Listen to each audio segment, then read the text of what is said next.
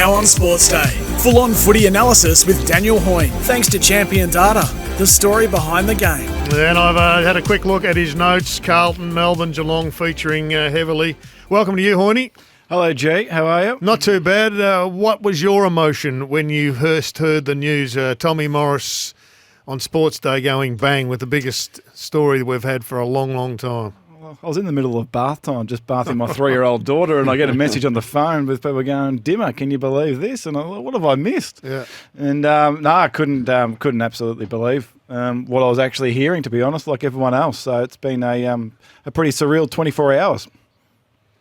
And you've got some observations on the Tigers. Have you also got some observations on the game? Or are we going to start with the Tigers? No, I think it was just sort of taking this in over the last 24 hours, and I just wanted to start just with Dimmer himself. Okay.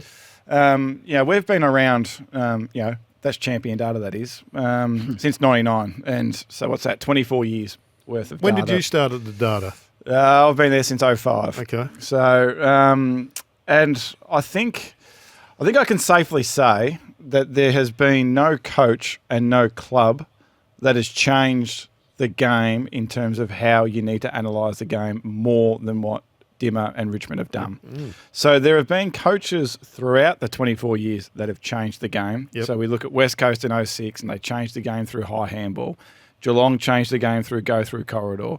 Hawthorn changed the game through Clarko's cluster. St Kilda changed the game through frontal pressure. Mick and Collingwood changed the game through just taking it to a whole nother level. Sydney do it through back half ball movement. Clarkson does it through chipping the ball around and being precise ball movement. The Dogs do their handball and contested possession game. So there's been coaches that have changed elements to it. But if I just rattle through what Richmond have done, there is no one that comes close to changing the game than what Hardwick and Richmond have done over the last 24 years. So we never really talked about chaos and imperfection before until 2017 when Richmond come along, and they embraced the chaotic and high turnover game. So in 2017 they create close to 30 forward half turnovers per game. We had never seen anyone come close to that. We would constantly get asked the question in 2017, how are Richmond winning games when they're 13th or 14th for contested possessions and 13th or 14th for clearances? That then started our thinking of we have to analyse this in a pre-clearance and a post-clearance situation. So, for example, in 2017, they were 18th for pre-clearance contested possessions and 3rd for post-clearance contested possessions.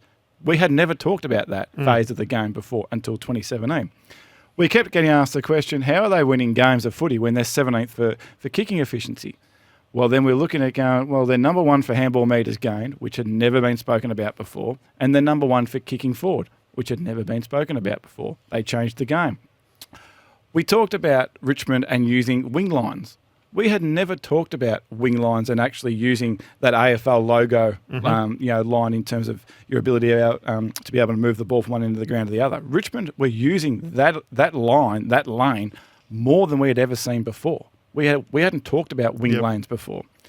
From an individual perspective, this is where the player ratings really started to kick off and the impact sort of really came into play. So we talked about Trent Cotchin, right? So Trent Cotchin in 2016, the year before, averaged 28 disposals a game and was the 35th highest rated player in the competition. The year after, he only averages 23 disposals but becomes the 14th highest rated player in the game because it was all impact. It was all get the ball forward, don't worry about the lateral, sideways, ball movement sort of thing. Shane Edwards, constantly a top 10, top 20 player in our player ratings by averaging only 18 disposals. All sheer impact. Get the ball forward, impact, impact, impact. So all those things, there's 6, 7, 8 different things there that changed the landscape in terms of how we all analyse the game, how we look at the game, to the level that we haven't done under any coach and under any team since 99. Pretty compelling. And then teams tried to copy it, I guess, but not as successfully. Well, then now, so we look at it, Kane, and this is why, like I talk about it a lot. If you're not embracing the turnover game and you're not executing the turnover game, the chances of success based off history are pretty slim. So now you look at what Richmond have done. They've embraced imperfection. You look at what Melbourne did in 2021. They embraced imperfection. You look at what Collingwood are currently doing at the moment. They embrace imperfection. You look at what Geelong did in 2022. They changed from control to embracing more the imperfection method, and it got them a flag. Brisbane do the imperfection style of game, and so do Port Adelaide. The teams now, and it's all based off come September. This is why Richmond's finals record over that 4-year period was sublime, because come September, the chances of being perfect under the most immense pressure are pretty rare. So, if you can walk in and just be prepared that you're going to make mistakes, but your game's going to hold up and what have you, well, it's in good shape, and that's what everyone has to do at the moment, and that's what all the best teams are doing. Sensational stuff from you, Hoyne. A great overview of the impact that Dimmer has had on the game. But we'll move on. There's many other supporters out there that want to know about their club. You've got 7 main talking points. I can see Carlton, Melbourne and Geelong and a host of players to go in between. Let's start with the Blues, who are on everyone's radar at the moment. Yeah, and I feel like that we're constantly talking about Carlton most weeks at the moment. But I just wanted to. I think what Michael Voss said on Sunday night, and I always try and listen to as many post-game press conferences as possible. And I really liked where he was actually coming from on Sunday night. It's not an offensive issue at the moment. What is the absolute issue is what they're doing defensively at the moment. And we know if you haven't got a strong defensive profile, forget the rest. Your game's not in sustainable nick. And what they did towards the back end of last year, despite not making finals, their ability to be able to hold up and keep them in games where they probably should have beaten Melbourne in round 22 and they should have beaten Collingwood in round 23, their defensive system was actually in good shape. The first 4 weeks of this year, their defensive system is actually in good shape. They're one of the hardest teams to actually score against when getting the ball in. That's completely fallen away now. Over the last 6 weeks, they've become the 5th easiest team in the competition to score against when you get the ball inside 50. And the interesting thing for me on Sunday watching that game, and I've heard a lot of people say this post-game, that, well, Carlton had 22 scoring shots and Collingwood had 20 scoring shots. There's scoring shots and then there's scoring shots. So Collingwood actually generated the easiest shots of any team in any game this year against Carlton on the weekend. So they kicked as they should have. On the flip side, Carlton generated the 4th hardest shots of any team in any game this year. So don't necessarily just get sucked into pure scoring shots. There are scoring shots, and then there are sort of the easier or the harder sort of shots that go to take. So when he says it's the defense that he's focused on, he wouldn't even talk about offense. Someone tried to ask the question, he wouldn't go there. He don't ask me about it. I'm happy with it, and I think that's your belief. You don't tweet often, but you sent out a rare tweet on the weekend agreeing with him. And I look at it and I go, I understand they're intertwined, defence and offence. But round 5, they kick 9. Round 6, they kick 8 goals. Round 8, it's 11. Round 9, it's 8 goals. Round 10, they can't kick more than 10 goals, Carlton. And I go, well, surely a lot of this has to do with their inefficiency with the ball and their offence as well. There's something as a player when you're scoring. So I don't care, you're out there, you're scoring, the crowd's involved, you get momentum. Good teams score. Carlton don't score enough. So why is he not entertaining that they need to work on their offense? Because I think if I'm a coach and I'm looking at going, well, we've clearly got 2 issues here.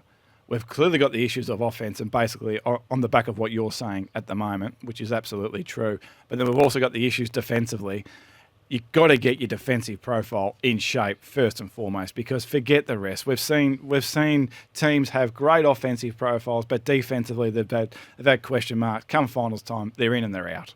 So first and foremost, you have to have your defensive profile in shape at the moment. And I think for them, if they got their defensive profile in shape, I think off the back of that would come an increase in offense and an increase of scoring power going back the other way. So 100% agree with you that they are intertwined, but I'll be focusing purely on the defensive side of things before worrying about the offense. All right, you want to speak about Liam Jones?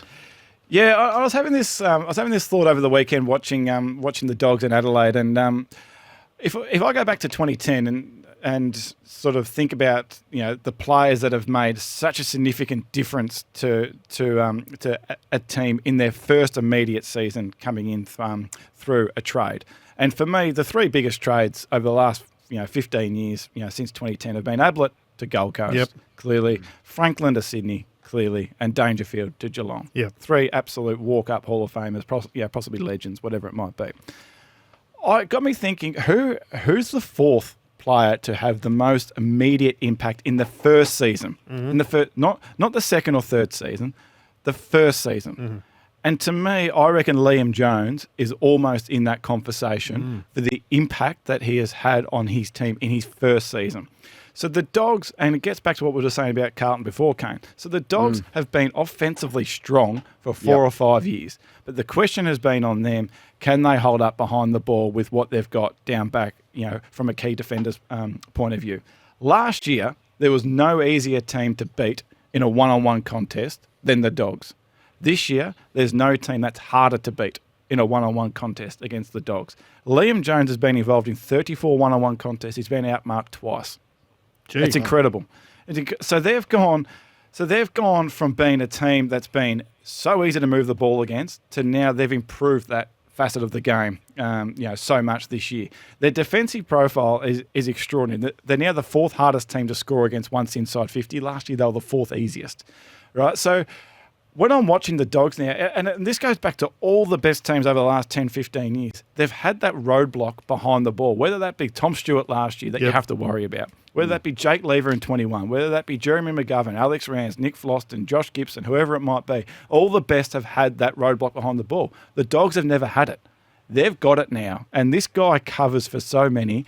His ability to be able to impact both, from an intercept point of view and a defensive point of view is off the charts at the moment. And it's why the Dogs are a totally different prospect this year compared to last Any years. competitors? Who would be his competitors? Did you go through any other names? I read a lot. Well, Tom Lynch got thrown up in the office, but I think Tom Lynch's back half of the year was strong, but he was already coming into a really successful team anyway.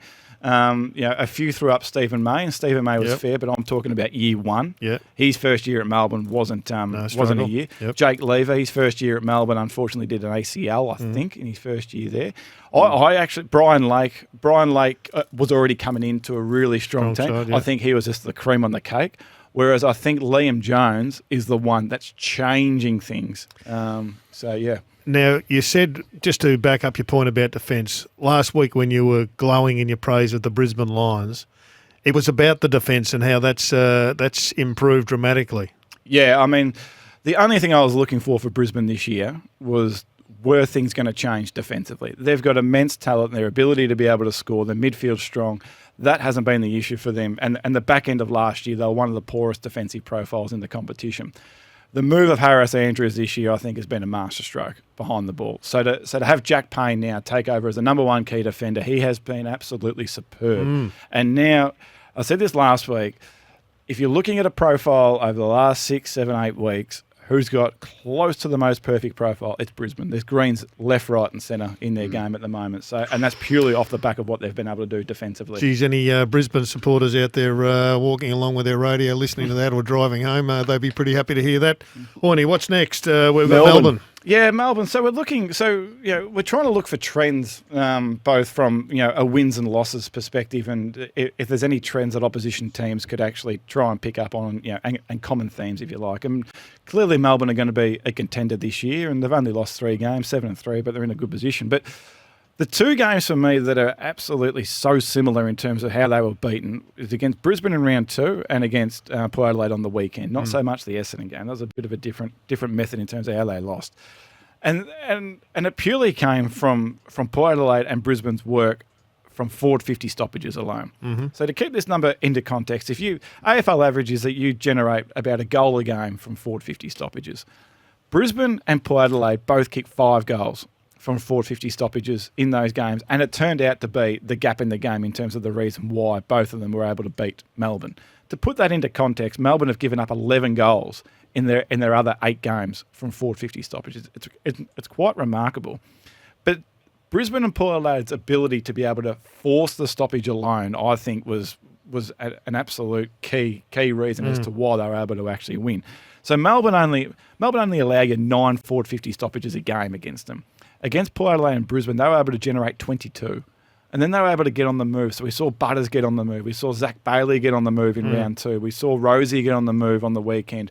We saw, a little bit of Neil get on the move in round 2 as well, and Rayner and all these guys. There was a lot of different sort of players getting thrown through there. So I think looking forward against Melbourne, whether or not you can go wide and force a stoppage, and then be able to actually try and exploit something of a weakness that we've seen so far from Melbourne. It's key to get the ball to ground against them, and it'd be interesting to see how Fremantle will actually do that on the weekend. Last week we played a game of Guess Who, and it was John Newcomb from memory who was right up the top of the charts of the player ratings, which was a surprise. What do you got for us tonight, Hoyne? Yeah, so we'll go over the last 8 weeks. I just want to throw the question to the two of you. Whose profile is this offensively? 11th for points for, 12th for scoring once inside 50, and 15th for points from turnover. Whose profile is that? And only scored 90-plus points once in 8 games. You're a football club. Football club. Which team is that? Ooh, I Geelong? like it. Not the Cats. And G, you got anyone? No? That's a nod for no. 8 games worth. That is the Collingwood Football Club's offensive profile. So the Give it reason to me again. 11th for points for, 12th for scoring once inside 50, and 15 for points from turnover, and only scored 90-plus points once in 8 games. So you did tell us up until 2 weeks ago they were really scoring poorly. But Poorly since, offense. Sorry, from turnover. Yep. But since then, it's got pretty solid, hasn't it? Well, so the question I wanted to pose, and the reason why I've got that profile there, is what actually makes a great game of footy? Because I'm sitting there like everyone else, and I find them the best team in the competition to watch. I love watching them play, which gets back to this has been my thought on what makes a good game of footy for years. It's not scoring. Movement between It's the arcs. ball movement. Yeah.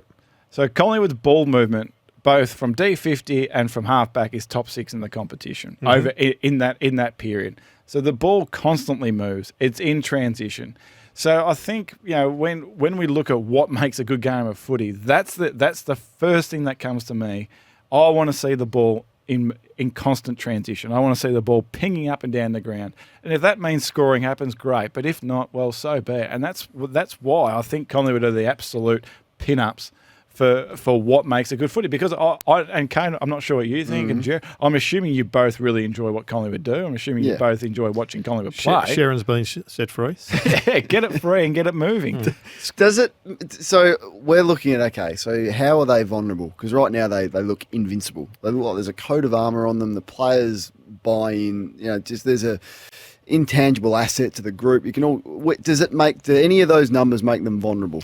Oh no, I think, and I get back to the profile. I think right now, if you put up profile against profile, Brisbane's profile in terms of what they're doing at the moment is the best profile in the competition. They've got everything ticked. They're hard to score against. They score themselves, and Collingwood have a couple of things where they need to tidy up, both defensively and offensively. Brisbane also as well gave us the blueprint for beating Collingwood. Yeah.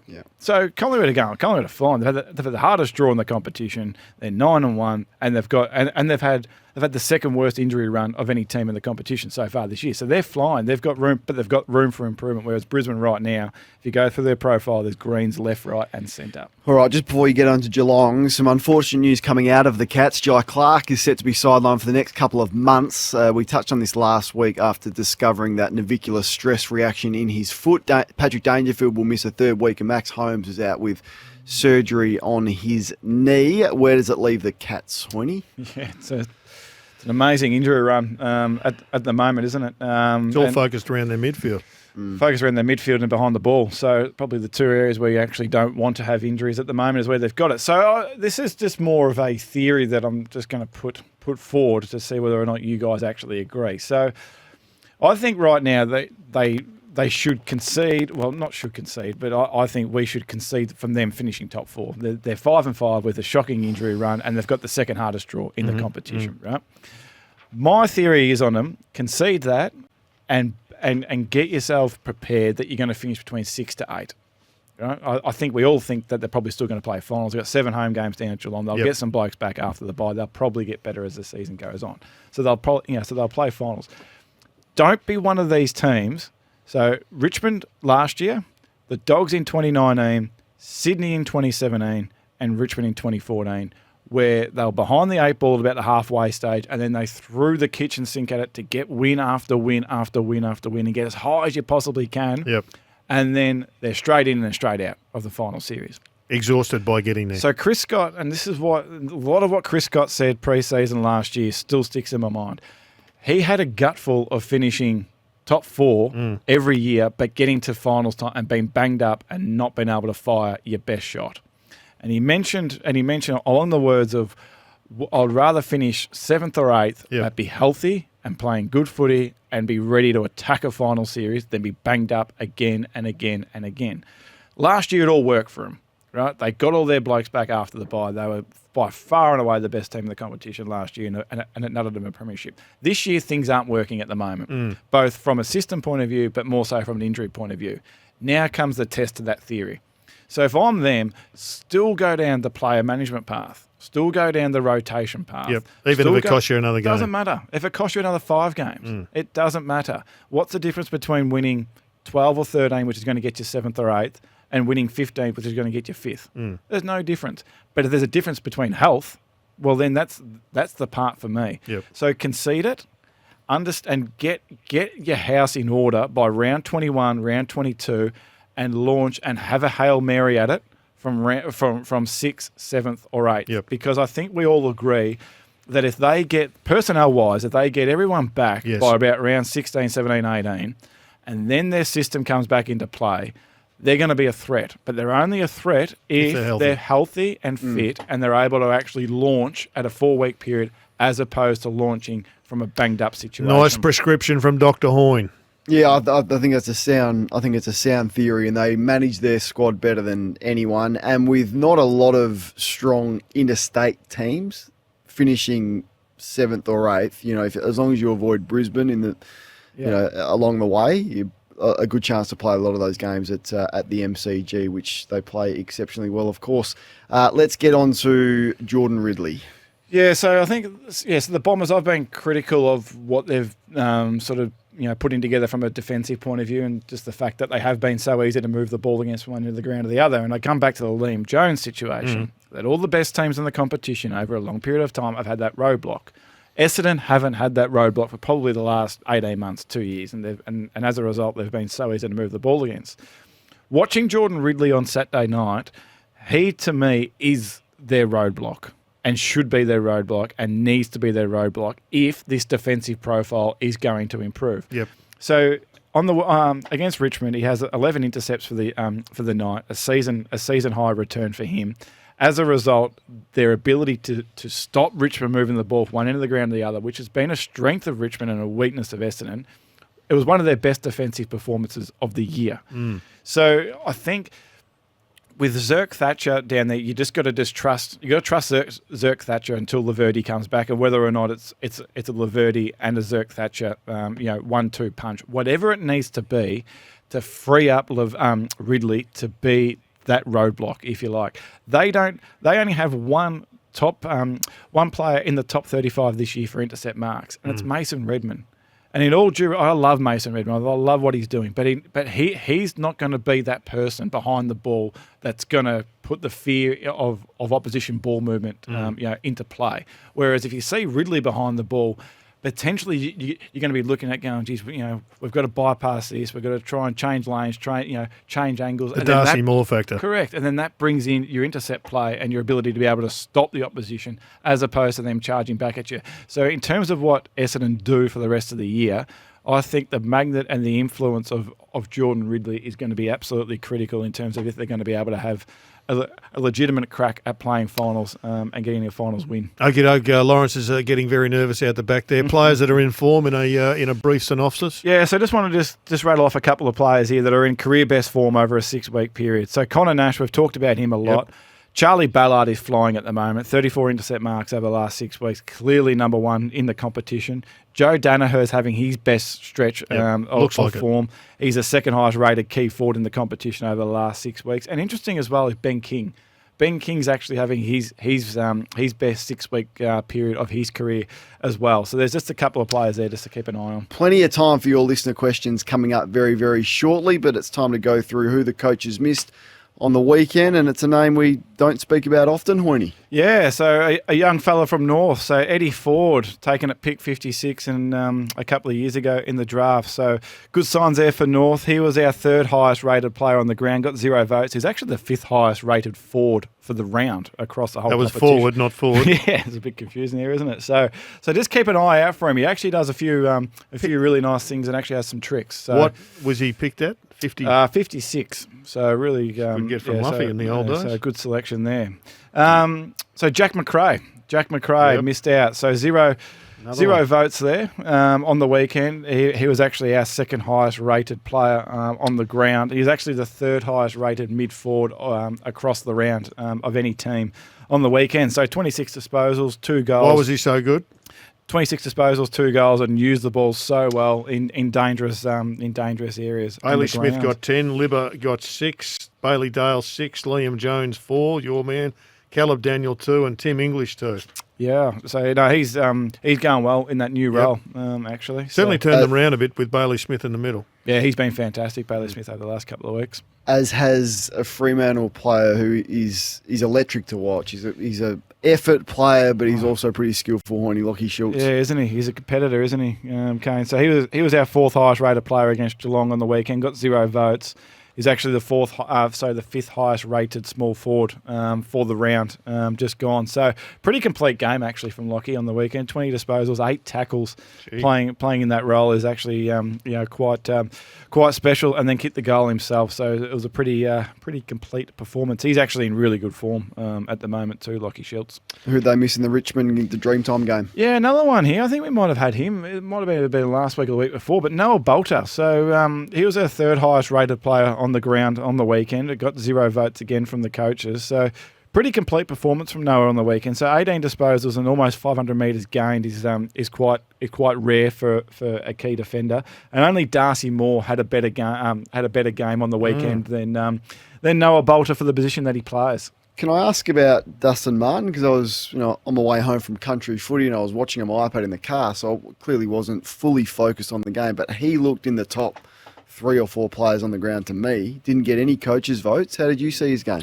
Yeah, no, we rated him really highly as well. And I was going to get to Dusty in my little gem coming up soon. There, Kano. Apologies. No, that's fine. But he's actually going extremely well at the moment, Dusty. Whilst you're running hot, did you do any ratings when in your synopsis of Kane's game on the Yeah, weekend? I actually got the video sent through to me on Thought you would've. on Sunday Minus? morning. On Sunday Do you have morning. minus? Has anyone ever got a minus? There's been a few players, but there hasn't been too many players in the local leagues until Saturday, apparently. So that's a bit of ball use issues there, Kano. I think just very Broken tackles safe. and No, I ball don't use. think the ball use wasn't my issue. It was the Ball physical aspect of the game and ball winning. Tyler Brockman.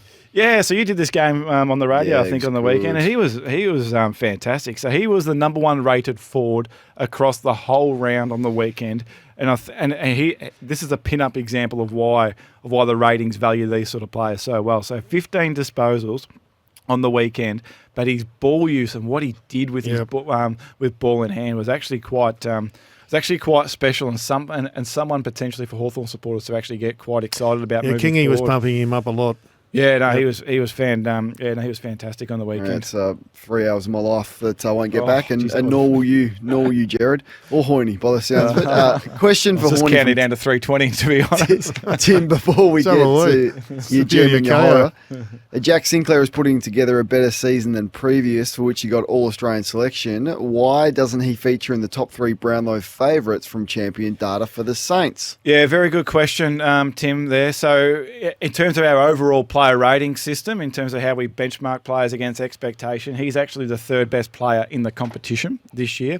However, our Brownlow system is based off historical data and what the umpires value as important, not what champion value as important. Still side bottom plays game 300, asks Matt. How is his year going, and how does it compare to his previous years? I think I know the answer, but for Matt? Yeah, he's having one of his career best seasons so far this year. So again, based off our rating system, we have him as the 18th best player in the competition so far this year for the position that he's played and the performance that he's actually doing. So he's absolutely flying. Sam's in Sydney. G'day, guys. It'd be great if you could go through Zach Merritt's game. From my view, he was pivotal in Essendon's last 3 goals of the game to win. Was it one of his highest-rated career games for Zach Merritt? Highest-rated game of his career on the weekend on Saturday. So it was close to the most rounded game from a midfielder this year, but we had probably one on Friday night that was even more exceptional. And Zach Butters' rating?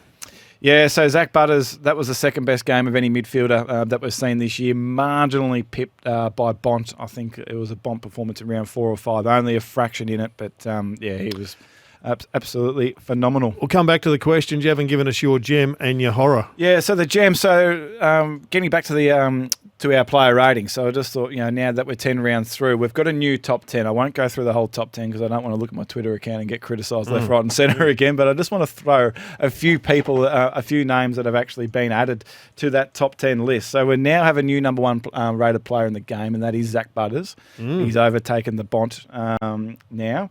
We do have Dusty, who's actually elevated himself to the 5th highest rated player in the competition. Jeremy Cameron, and I'll get smashed for this, but Jeremy Cameron's rating has now gone down. He's now out of the top 10, so 2 quiet weeks. Inaccuracies hurt him. Inaccuracy has killed him the last couple of weeks. So Charlie Curnow is now clearly the number 1 rated key forward in the game. And the other one I just wanted to add in there, and I've spoken about him on this show a bit, me and you have touched on him, Kane, is Dan Houston. Yep. He has now come into the 10th highest rated big player game of the weekend. on the across the season. So Port Adelaide to have 2 of the top 10 in there is probably pretty indicative as to in terms of what they're actually doing right now. Kane, have you had your first All-Australian meeting yet? No, Jared. June the 7th. June the 7th it is. Okie doke. We'll do an update for you before June the 7th. And your horror. So horror, there seems to be a fair bit of injury concern going around. We just touched on Geelong before. Collingwood, which actually took me by surprise, have actually had the second worst injury run so far this year. But West Coast have lost 320 points on the scoreboard this year to injury. So just to give Adam Simpson a little bit of an out there, 320 points on the injury list. We've never seen a team with a greater injury list after round 10 since we've been actually recording injury data for the best part of 15 years.